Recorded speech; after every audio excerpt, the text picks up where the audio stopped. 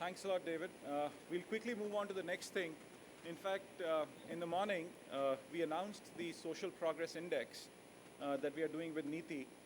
So we have Michael Green, who's joining us from London, to really talk about the Social Progress Index. Incidentally, there's something very interesting. Mike did not get his visa until yesterday, so he's not able to make it. So some beautiful things that the system does, in spite of all the pulls and pressures that we were able to do or trying to do.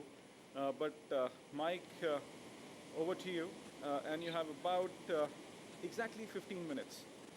Excellent. I mean, thank you so much, and good afternoon, ladies and gentlemen. It's a great pleasure to be with you. I'm sorry I can't be with you in person. My visa application seems to have been as successful as England's batsmen have been today. And indeed, my passport is so exciting. It's still sitting in the Indian High Commission, so I'm looking forward to coming back at some point. I'm glad that I can join you, at least virtually, to tell you a little bit more about the Social Progress Index.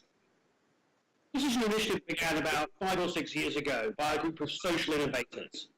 And very much the idea behind it was our world is now ready for a revolution in the way we measure the success of our societies. GDP has done a lot to drive the development of our societies, but it's a limited tool. And now in a world post the financial crisis of 2008, post the Arab Spring, and a world grappling with climate change, we need new ways to measure the success of our countries.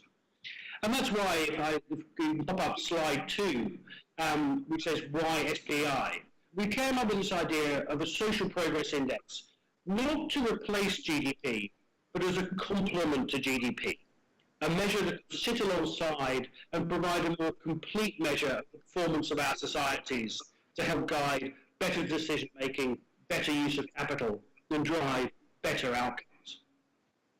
The team behind it is a group of social innovators from foundations and other businesses, but we're also honoured to have a highly distinguished advisory board. On slide 3, you see the members of our advisory board, including, we're honoured as the chairman of that advisory board, Professor Michael Porter from Harvard Business School. And we owe a great debt to him and the other members of the advisory board for what they've done to define and shape this tool. The Social Progress Index has 4 key design principles, which are the next slide. The first is that it's based entirely on social and environmental indicators. This distinguishes the Social Progress Index from the UN Human Development Index, the OECD Better Life Index, or a whole range of other well-being measures that mix up the social and the economic. This is not because we are anti the economy or anti-business. It's because by creating a measure based entirely on social and environmental indicators, we can then look at the relationship between economic development and social progress empirically and rigorously. And that's a key design feature of the Social Progress Index. And I'll talk about what we found about that a bit later. The second design principle was that we were going to measure only outcomes. We weren't going to measure how much money government spent, which laws were passed. Those are all inputs. We didn't want to make judgments about inputs. We wanted to measure outcomes to avoid many of those value judgments. The third feature was to make it relevant to all countries. Many of the measures we have are focused at either poorer countries or richer countries, but the world actually increasingly is facing common challenges. So we need a framework that would be meaningful for countries at all levels of development. And then finally, critically, it had to be a tool that was actionable. We didn't create the Social Progress Index as an intellectual exercise. We created the Social Progress Index to be a practical tool for change makers in every sector, government, business, and civil society. And I'll talk at the end a bit about how we're excited about the way the Social Progress Index is now being used around the world. The first step in defining the Social Progress Index, of course, was to define what makes a good society. What is social progress? And that's on the next slide, slide 5, which shows the basic Social Progress Index framework. We didn't start from nothing. There's a huge literature available on this. There was the Stiglitz-Fitoussi report of 2008-2009, Mismeasuring Our Lives, and before that, a rich literature. There's also various UN declarations both the Millennium Development Goals, now the Sustainable Development Goals, as well as things like the UN Declaration on Human Rights. And we brought those together to form this basic conceptual model for the Social Progress Index, which really says three things. It says, first of all, a good society is one that provides every individual with the basic needs for survival: food, water, shelter, safety. Secondly, a good society is one that provides every citizen with the building blocks for a better life: education, information, health, and a good quality environment. And finally, a good society is one that provides every individual the chance to pursue their hopes and dreams with with rights, freedom of choice, freedom from discrimination, and access to the world's most advanced knowledge. These three dimensions, these 12 components, are the basic DNA of the Social Progress Index and provide our definition of what makes a good society. And we know that this will always be contestable. There's not a perfect answer to this, but we've gone out and given this extensive testing, and the feedback that's come back has been excellent. This is a good and robust and practical definition of what makes a good society. Then, just to show you quickly on the next slide, for each of these 12 components, we then have a set of indicators to measure those 12 concepts. These indicators are taken, a lot of them are from UN data. We also use some private assessments, some think tank assessments, especially around human rights issues, and also some survey data, particularly taken from Gallup, which we think provides a good measure of people's real experiences. We don't pretend this is perfect. Actually, improving the data that we have on these concepts is one of our missions. And I would happily spend a long time sharing with you my pain about all the different ways I'd love to measure these better. But what we think we have is good enough data to provide robust and credible results on social progress. I'd also want to stress that if you look at this model, you'll see it's very strongly correlated with the Sustainable Development Goals. It's not based on the 17 goals themselves, but the fundamental concepts are very, very closely aligned. And what we're finding is that a lot of countries and groups around the world are increasingly interested in using the Social Progress Index as a practical way to track progress against the SDGs, especially in the absence of many of the SDG indicators, and also in the absence of an aggregate measure of SDG performance. Social Progress Index can be a really practical tool to measure the spirit of the SDGs and to fulfill a practical action gap that we face at the moment. So the Social Progress Index very, very closely aligned with the SDGs and seen to be supporting the Sustainable Development Goals agenda globally. So that's how the Social Progress Index is built. We measure these indicators, these 12 components, we calculate it, we produce an aggregate score. We've been running this now for 4 years. We did a beta version in 2013. We've been refining and testing it over the last 3 years. We're now producing an index for 133 countries. And what we do is we aggregate these indicators into a total score out of 100.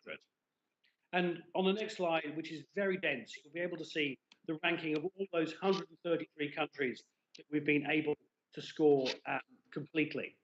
And what you'll see highlighted on that slide is that India is scoring 98th out of 133 countries. And I'll drill in a moment and tell you a little bit more about what the Social Progress Index globally is saying about India.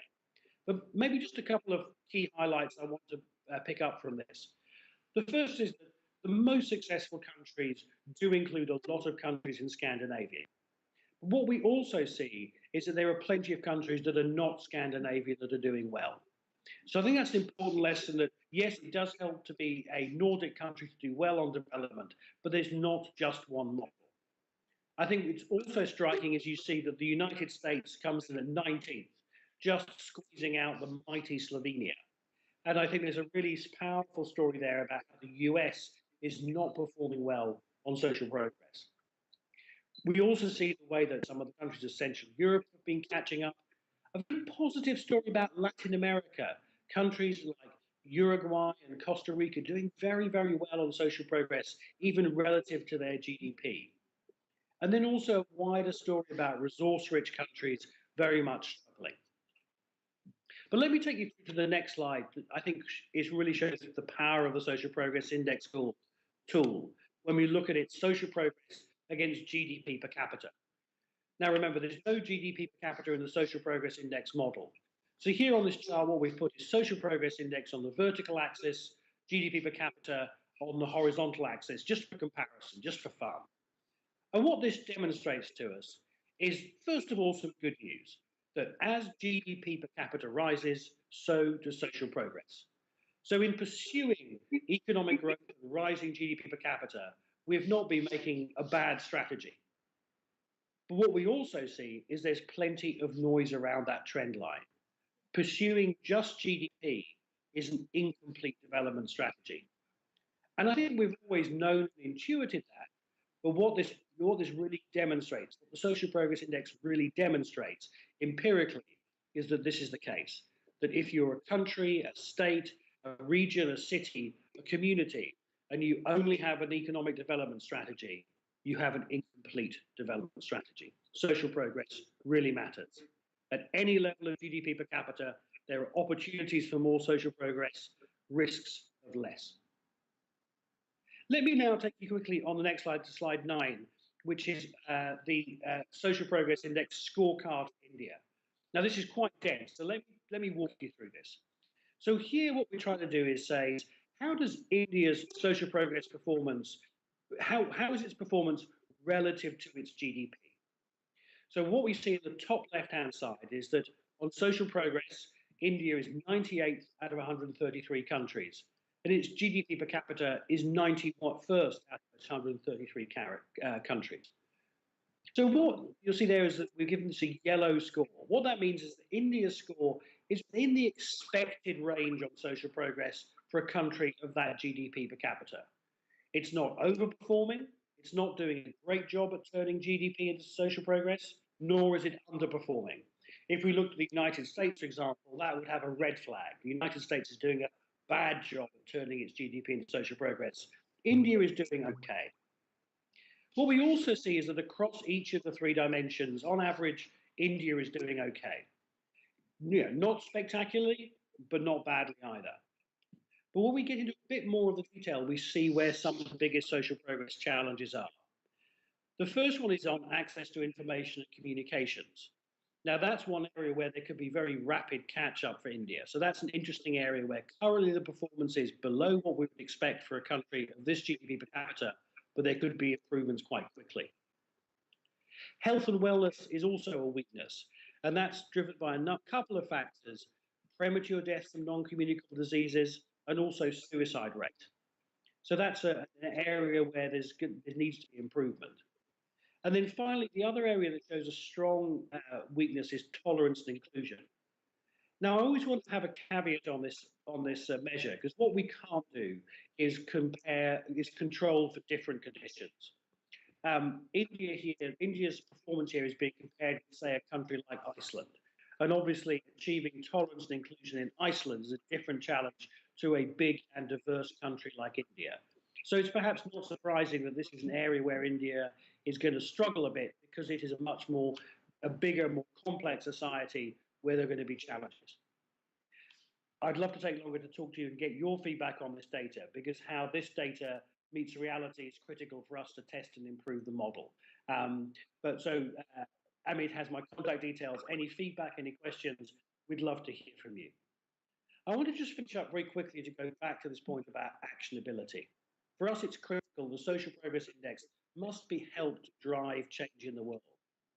So on the next slide, we've just highlighted a couple of examples of how we've been working with governments. We're very proud of the fact that just last month, we launched a Social Progress Index for the regions of the European Union in partnership with the European Commission.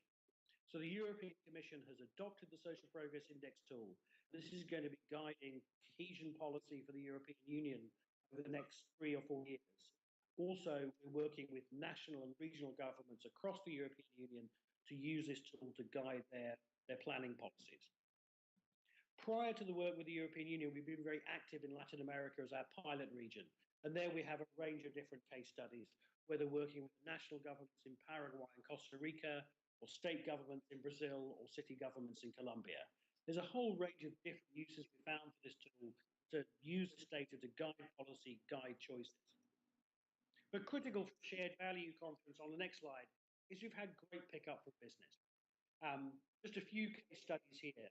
In Brazil, we've worked with Coca-Cola and a cosmetics company called Natura, working to use the Social Progress Index to help them understand supply chain risks in the Amazon region and also bring new community investment programs to critical communities to their supply chains.